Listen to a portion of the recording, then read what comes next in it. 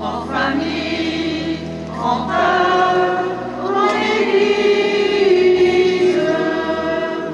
Seigneur, nous arrivons de tous les horizons, en famille, en peur, en Église. Seigneur, nous arrivons pour célébrer ton nom. Tu nous accueilles de différents, c'est toi qui nous rassemble. Chacun de nous est ton enfant, car tu es l'amour. En famille, en peur, en Église. Seigneur, nous arrivons de tous les horizons, en famille, en peur, en Église. Seigneur, nous arrivons pour célébrer ton nom. Nous avons quitté nos maisons, c'est toi qui nous rassemble. C'est notre vie que nous t'offrons, car tu es l'amour. En famille, en peur, en Église. Seigneur, nous arrivons de tous les horizons, en famille, en peur, en Église. Seigneur, nous arrivons pour célébrer ton nom.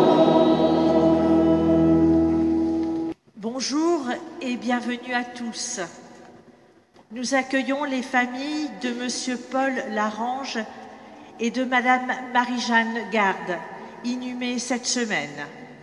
Nous les assurons de notre sympathie et de nos prières. Vivre l'amour en acte plutôt qu'en parole. Quelle exigence! Déployons les trésors de notre imagination pour rejoindre ceux qui nous entourent. Décuplons des gestes de tendresse pour nos proches.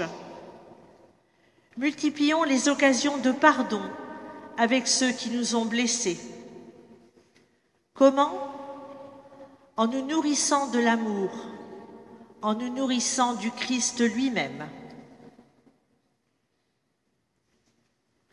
Au nom du Père, du Fils et du Saint-Esprit, la grâce de notre Seigneur Jésus-Christ, l'amour de Dieu le Père et la communion de l'Esprit Saint soient toujours avec vous. Rassemblés en ce dimanche matin dans la cathédrale, puissions-nous accueillir la parole du Seigneur qui nous veut vivants, qui nous veut agissants, qui veut véritablement cette transformation de notre vie pour que nous puissions porter du fruit et un fruit en abondance. Au début de cette Eucharistie, nous pourrions déjà remercier au cours de cette semaine, dans les rencontres que nous avons vécues, eh bien, nous avons porté du fruit et il est important de pouvoir remercier pour toutes ces rencontres, tout ce que nous avons pu vivre de beau et de grand. Et aussi de présenter au Seigneur nos manquements, qu'ils viennent émonder, qu'ils viennent faire tomber les branches mortes de nos vies, afin que nous portions du fruit en abondance. Au début de cette Eucharistie, reconnaissons que nous sommes pécheurs. Seigneur Jésus, tu es la vraie vigne et ton Père est le vigneron. Quand nous ne portons pas de fruits, sois patient envers nous.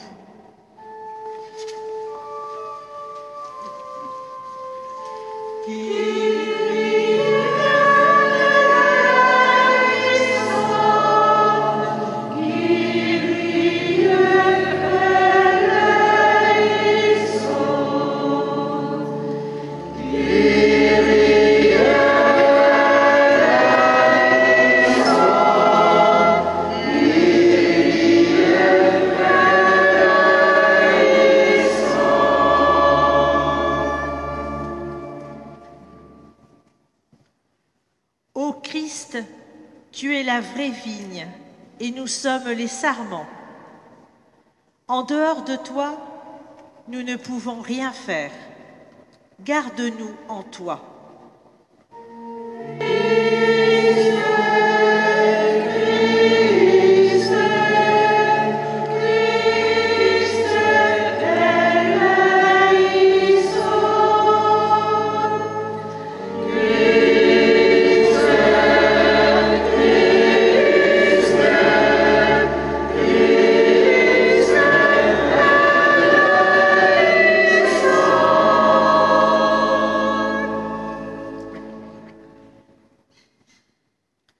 Seigneur Jésus, ta miséricorde fait porter du fruit à tous ceux qui espèrent en toi.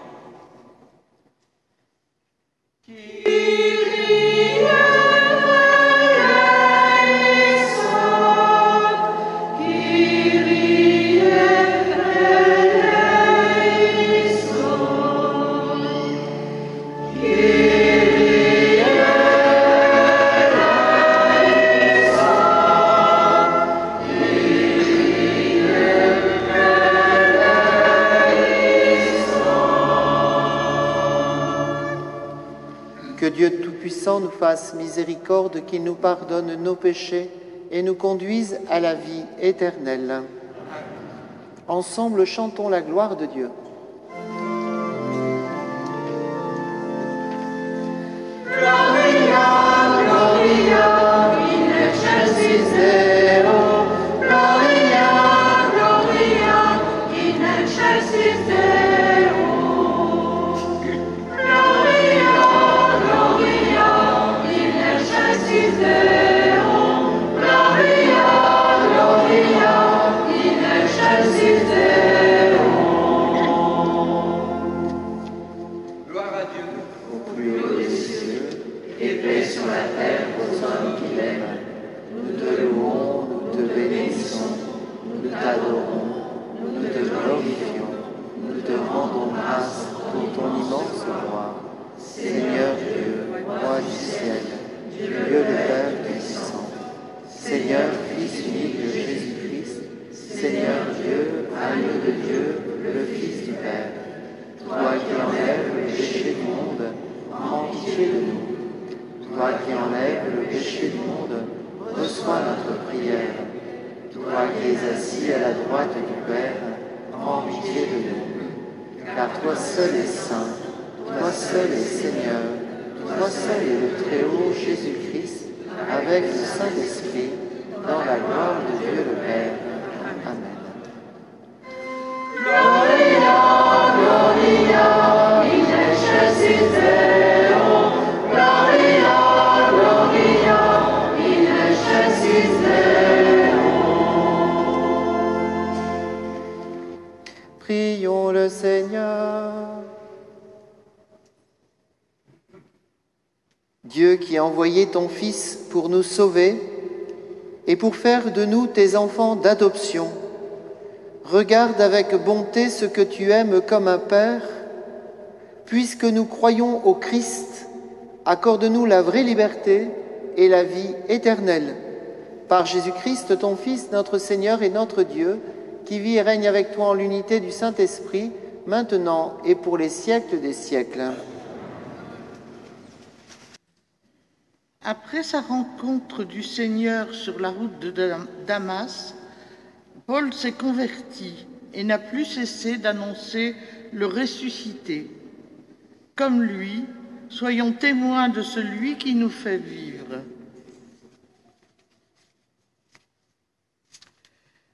Lecture du livre des Actes des Apôtres.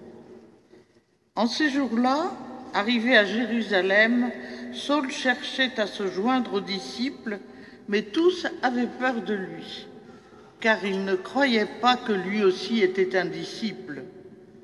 Alors Barnabé le prit avec lui et le présenta aux apôtres.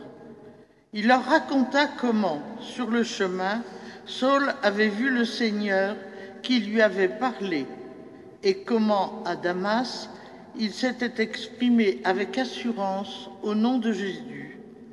Dès lors, Saul allait et venait dans Jérusalem avec eux, s'exprimant avec assurance au nom du Seigneur.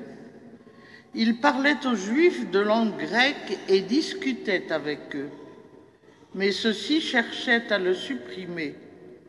Mis au courant, les frères l'accompagnèrent jusqu'à Césarée et le firent partir pour Tarse. L'Église était en paix dans toute la Judée, la Galilée et la Samarie. Elle se construisait et elle marchait dans la crainte du Seigneur. Réconfortée par l'Esprit Saint, elle se multipliait. Parole du Seigneur.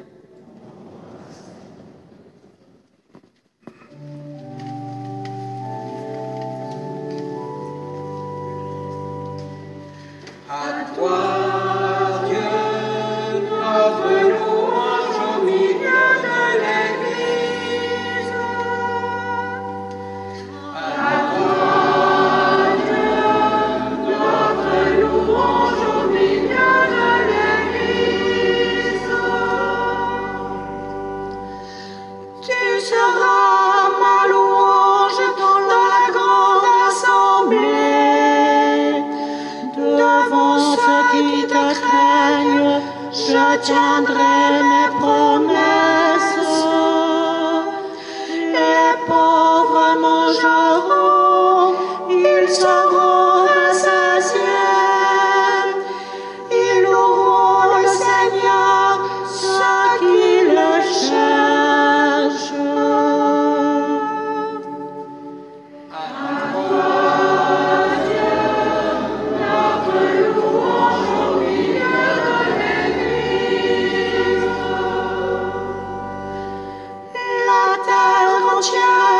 Se souviendra, elle reviendra vers le Seigneur.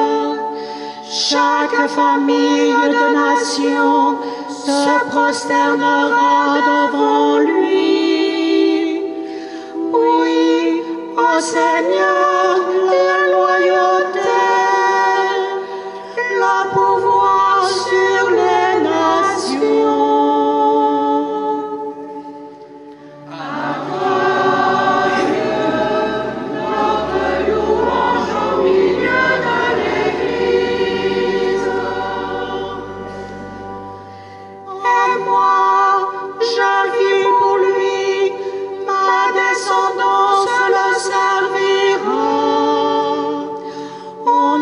Sera le Seigneur aux générations à venir. On proclamera sa justice au peuple qui va naître. Voilà son œuvre. À toi, Dieu, notre louange au milieu de l'Église.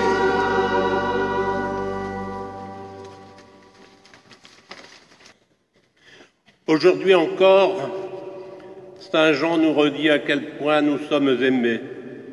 Et cet amour nous commande de nous aimer les uns les autres.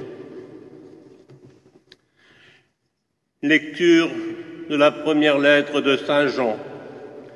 Petits enfants, n'aimons pas en parole ni par des discours, mais par des actes et en vérité. Voilà comment nous reconnaîtrons que nous appartenons à la vérité. Et devant Dieu, nous apaiserons notre cœur. Car si notre cœur nous accuse, Dieu est plus grand que notre cœur et il connaît toutes choses. Si notre cœur ne nous accuse pas, nous avons de l'assurance devant Dieu. Quoi que nous demandons à Dieu, nous le recevons de lui, parce que nous gardons ses commandements et que nous faisons ce qui est agréable à ses yeux.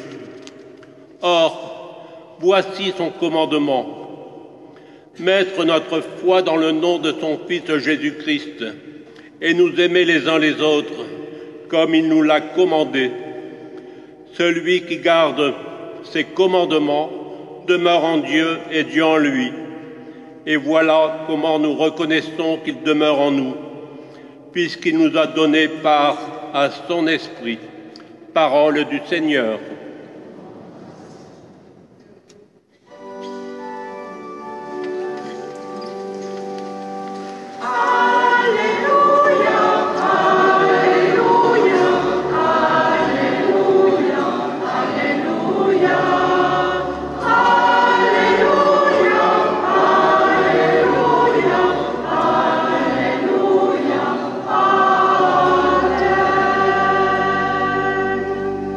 Demeurez en moi, comme moi en vous, dit le Seigneur.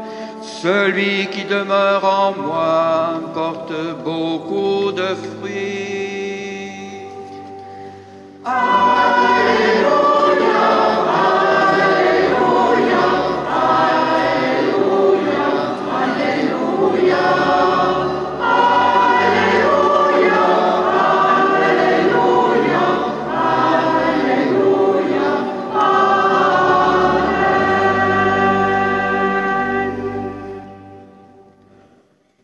Le Seigneur soit avec vous. Évangile de Jésus-Christ selon saint Jean. En ce temps-là, Jésus disait à ses disciples : « Moi, je suis la vraie vigne, et mon Père est le vigneron. Tout sarment qui est en moi, mais qui ne porte pas de fruit, mon Père l'enlève. Tout sarment qui porte du fruit, le purifie en le taillant, pour qu'il en porte davantage. Mais vous, déjà vous voici purifiés, grâce à la parole que je vous ai dite. Demeurez en moi, comme moi en vous. De même que le sarment ne peut pas porter de fruit par lui-même s'il ne demeure pas sur la vigne, de même vous non plus, si vous ne demeurez pas en moi. Moi, je suis la vigne, et vous, les sarments. Celui qui demeure en moi et en qui je demeure, celui-là porte beaucoup de fruits, car en dehors de moi, vous ne pouvez rien faire. Si quelqu'un ne demeure pas en moi, il est comme le sarment jeté dehors et il se dessèche. Les sarments secs, on les ramasse, on les jette au feu et ils brûlent. Si vous demeurez en moi, et que mes paroles demeurent en vous. Demandez ce que vous voulez, et cela se réalisera pour vous. Ce qui fait la gloire de mon Père, c'est que vous portiez beaucoup de fruits, et que vous soyez pour moi des disciples. Acclamons la parole de Dieu. Louange à toi, Seigneur Jésus.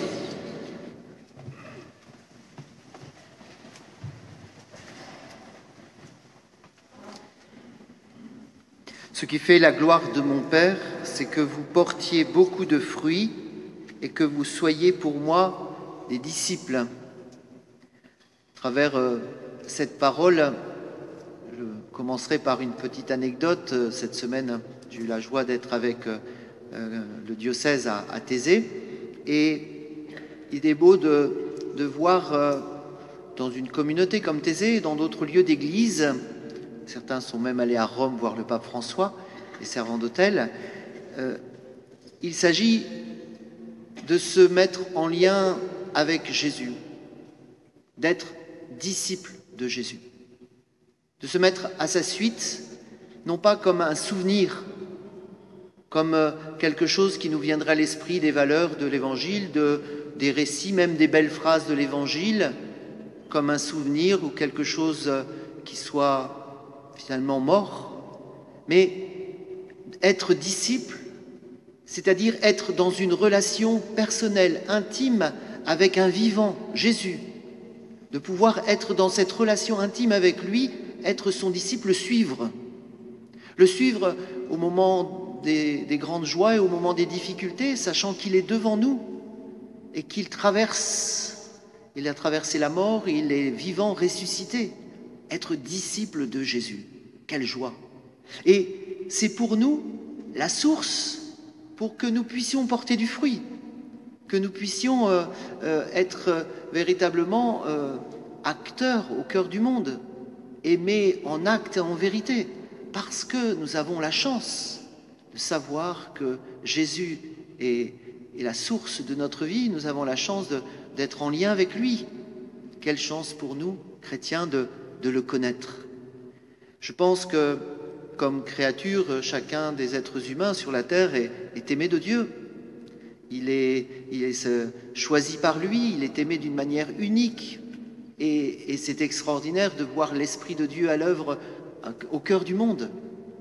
Mais qu'est-ce qu'il est bon pour nous, chrétiens, de savoir que Jésus a donné sa vie pour nous, pour que nous portions du fruit, pour que notre vie soit belle, qu'elle soit épanouie, qu'elle soit riche. Prenons l'exemple de Barnabé dans la première lecture. On pourrait s'attarder, ça a été fait dans le chapeau de lecture, sur Saint Paul, sur l'annonce de l'Évangile. Dans les actes, c'est quelque chose d'extraordinaire. Mais Barnabé,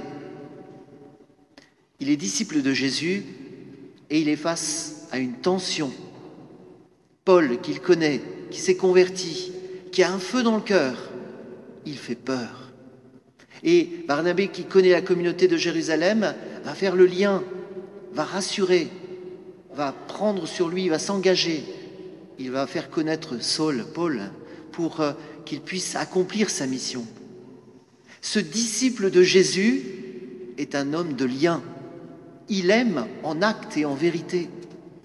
Il va faire son maximum pour enlever les obstacles de communion entre Paul et les disciples et les apôtres de Jérusalem. Dans la deuxième lecture, il y a cette dimension d'apaiser le cœur. Dieu est plus grand que notre cœur, il apaise notre cœur et combien de fois nous sommes inquiétés, nous sommes dans des situations des fois inextricables. Dieu nous connaît, Dieu est plus grand que notre cœur, Dieu veut nous apaiser pour que nous portions du fruit, pour que nous aimions en vérité. J'aime beaucoup cette respiration que l'on sent dans ces textes aujourd'hui entre l'amour de Dieu, la douceur du Seigneur, il est la vigne, il est l'intériorité, et puis cette dimension de porter du fruit, un peu comme les racines de l'arbre qui doit s'enfoncer profondément pour aller chercher sa nourriture, chercher ce dont il a besoin, mais cet arbre ne pourra s'épanouir que s'il porte du fruit, que si les feuilles, et c'est la bonne période actuellement, s'épanouissent et vont vivre la photosynthèse et vivre ce dynamisme et s'épanouir. Il n'y a pas de vie chrétienne sans ces deux dimensions, sans plonger dans la vigne, sans être rattaché à cette vigne, nous sommes les sarments. Et il n'y a pas de vie chrétienne sans qu'il y ait un contact, un don de soi aux autres. Jésus lui-même, en communion avec son Père, a été jusqu'à donner sa vie pour nous.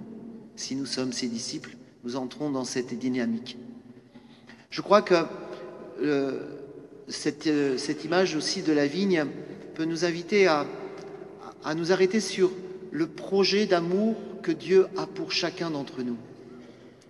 Si nous voulons être disciples, si nous voulons nous attacher à lui, sachons qu'il a pour nous des projets de bonheur.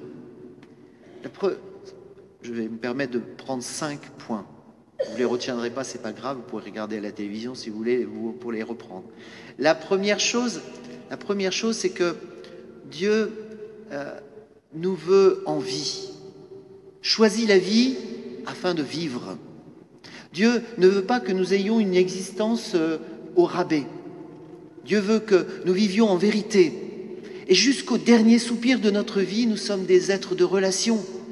Même s'il n'y a plus forcément la conscience, faisons attention de ne pas juger l'existence humaine suivant simplement nos critères un peu fonctionnels. Dieu nous veut vivants. Dieu nous veut pour choisir cette vie et la prendre à bras-le-corps et puis essayer de la répandre autour de nous. Dieu nous veut vivants. La deuxième chose, qui est aussi une dimension de libération, Dieu est notre créateur et nous sommes ses créatures. Il y a des fois dans notre environnement le désir de la toute-puissance. Nous voulons tout gérer, nous voulons tout organiser, nous voulons tout garantir. C'est bien, je ne suis pas contre les assureurs, mais nous voulons tout garantir. Oui, mais est-ce que tu ne te fais pas Dieu à ce moment-là? Et tu te charges de tes épaules, d'un poids au-delà de tes forces. Accepte d'être créature et qu'il soit lui le créateur. Il y a là un chemin de paix, un chemin de vie. Accepte aussi, et Dieu a pour chacun un projet, un désir. Tu es unique aux yeux de Dieu. Tu n'es pas un individu dans une masse. Dieu te connaît par ton nom et il t'aime. Tu es unique et même tu n'es pas la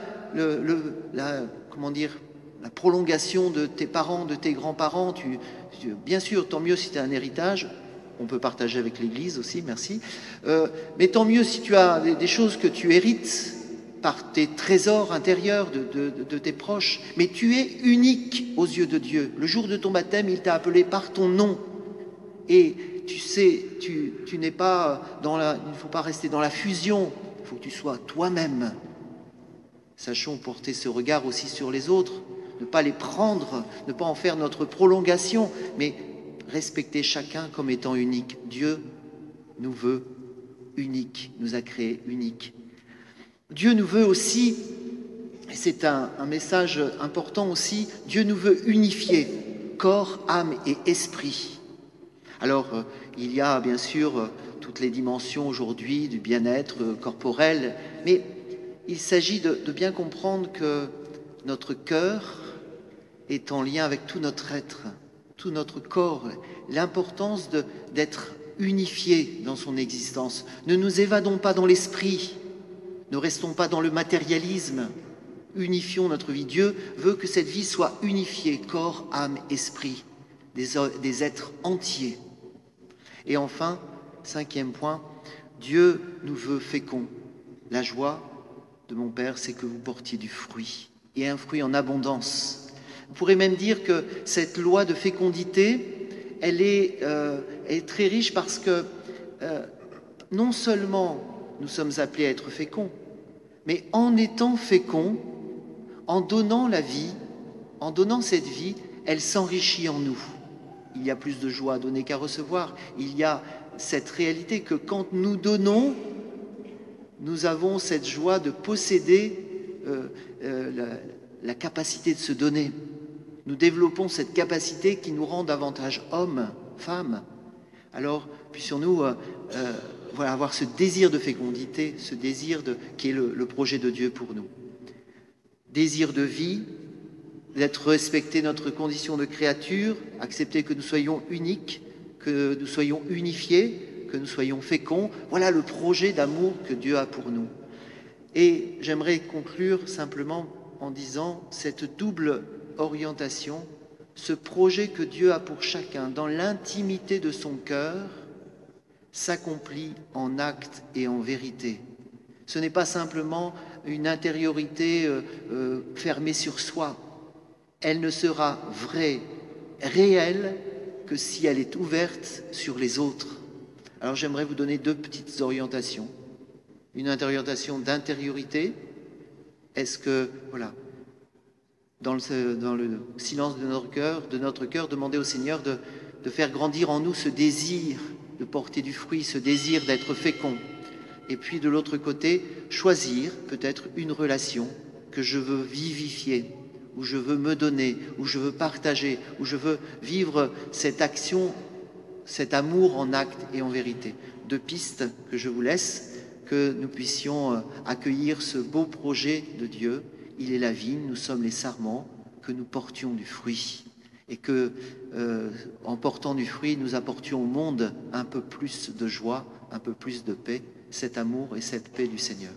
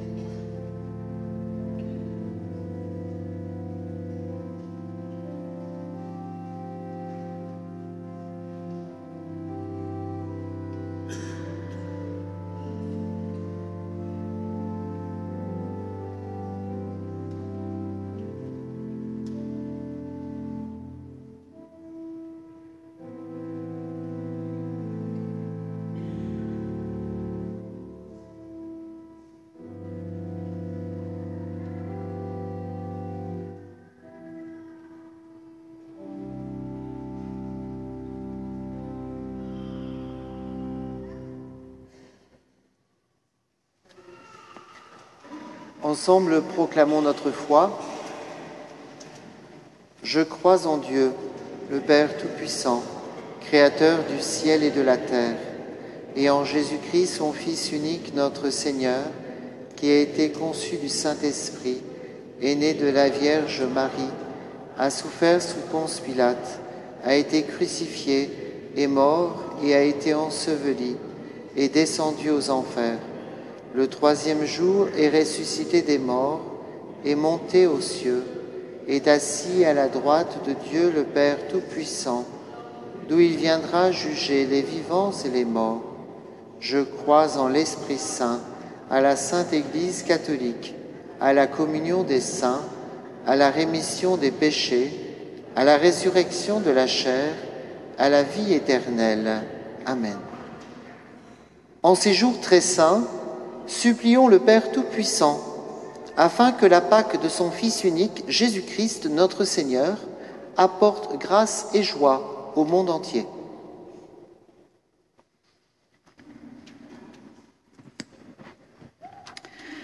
Pour les personnes en proie à la culpabilité, la honte, le manque de confiance en soi, le désespoir, Seigneur, nous te prions.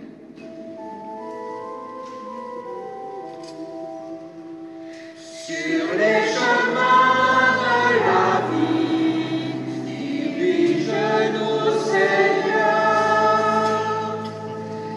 Sur les chemins de la vie, dirige-nous, Seigneur. Pour ceux qui peinent à garder vivante leur foi, ceux qui sont éloignés de l'Église et ne se sentent plus en communion avec elle, Seigneur, nous te prions. Sur les chemins de la vie, dirige-nous, Seigneur. Pour les hommes et les femmes engagés en politique, ceux qui prennent des décisions concernant le destin des peuples, pour tous les migrants chassés de leur patrie, Seigneur, nous te prions. Sur les chemins de la vie, dirige-nous, Seigneur. Pour nous tous ici rassemblés, pour ceux qui sont engagés dans un mouvement ou un service, pour que l'Eucharistie nous aide à porter du fruit auprès des plus pauvres, Seigneur, nous te prions. Sur les chemins de la vie, dirige-nous, Seigneur.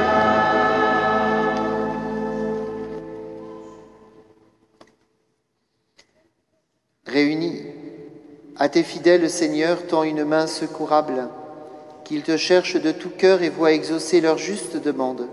Par Jésus, le Christ, notre Seigneur. Quelques petites annonces pour notre communauté. Lundi 4 mai à 10h, funérailles de M. Jean-Claude Rugbuche, 71 ans. Samedi 9 mai à 14h30, mariage de Julien Grabielovic et Angèle Rebeg. Une petite erreur dans le dernier TNI concernant un concert. Le spectacle musical Les Coquelicots aura lieu le dimanche 10 mai à 16h. Bon dimanche à tous et à toutes.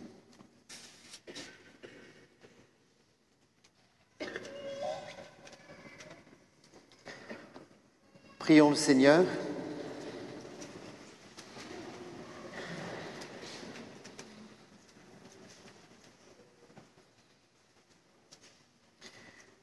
Dieu très bon, reste auprès de ton peuple, car sans toi, notre vie tombe en ruine. Fais passer une vie nouvelle, ce que tu as initié au sacrement de ton royaume. Par Jésus, le Christ, notre Seigneur.